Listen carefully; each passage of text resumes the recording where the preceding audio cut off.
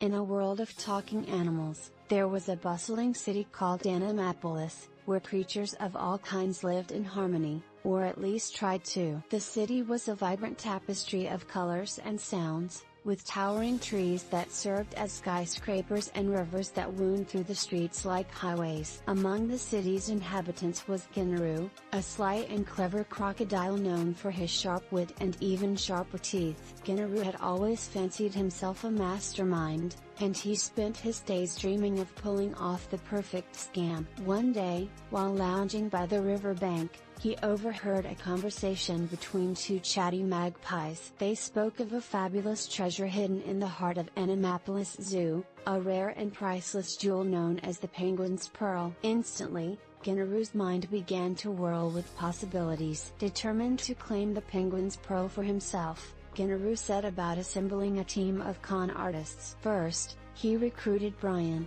a quick-witted penguin with a penchant for mischief and an endless supply of fishy jokes. Brian was known for his ability to slip in and out of tight spots, making him the perfect partner in crime. Next, they enlisted the help of Lila, a flamboyant parrot with a flair for the dramatic. Lila was a master of disguise and could mimic any voice she heard.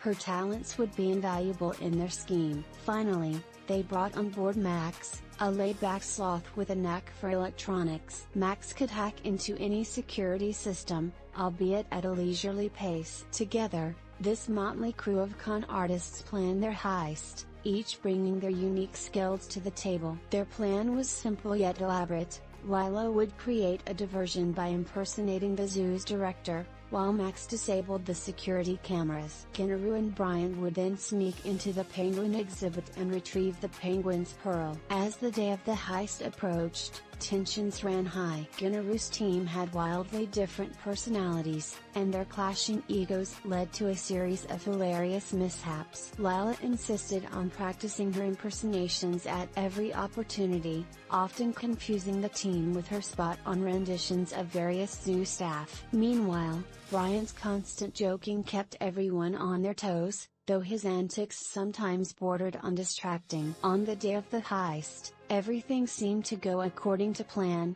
At first, Lila's impersonation was flawless, and Max successfully disabled the security cameras, albeit with a few hiccups. However, just as Ginnaru and Brian reached the penguin exhibit, disaster struck. Brian, in an attempt to lighten the mood, slipped on a fish and crashed into a display case, setting off the alarm. Chaos ensued as the team scrambled to escape. Lila's disguises failed to fool the zoo's security guards, who chased them through the winding paths of the zoo. Ginnaru, thinking quickly, led the team into the nearby jungle exhibit, where they hid among the dense foliage. As they caught their breath, Ginnaru realized they needed a new plan. He proposed a daring escape through the zoo's underground maintenance tunnels, which Max assured them he could navigate. The team agreed, and with Max leading the way, they made their way through the dimly lit tunnels. Just when it seemed they might escape, they encountered one final obstacle,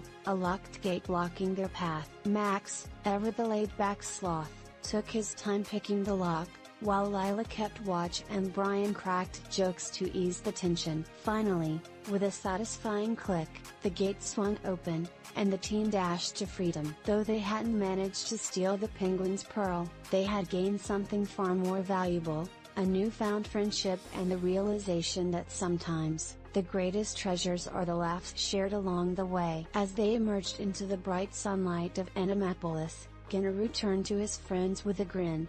"Well, that was quite an adventure," he said. "Who knew a penguin, a parrot, a sloth, and a crocodile could make such a great team?" And with that, the four friends set off into the city, ready for whatever mischief awaited them next.